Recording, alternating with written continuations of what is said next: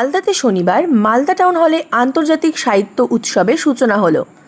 জাতীয় পতাকা উত্তোলন ও বিশ্বকবি রবীন্দ্রনাথ ঠাকুর, বিদ্রোহী কবি কাজী নজরুল ইসলাম, ঈশ্বরচন্দ্র বিদ্যাসাগর সহ বিশিষ্ট সাহিত্যিক ও কবিদের ছবিতে মালা, ফুল দিয়ে এবং প্রদীপ প্রজ্বলন করে উৎসবের শুভ সূচনা করা হয়। প্রিয়জনেশু আয়োজিত এই দুদিনের এই অনুষ্ঠানের সূচনায় উপস্থিত ছিলেন উত্তরবঙ্গ উন্নয়ন, জলপথ ও সেচ দপ্তরের প্রতিমন্ত্রী সাবিনা ইয়াসমিন, দুই বঙ্গরত্ন রাধা গোবিন্দ ঘোষ, আনন্দ গোপাল ঘোষ সহ বাংলাদেশ, ভুটান, নেপাল, সিকিমের বিশিষ্ট সাহিত্যিকরা।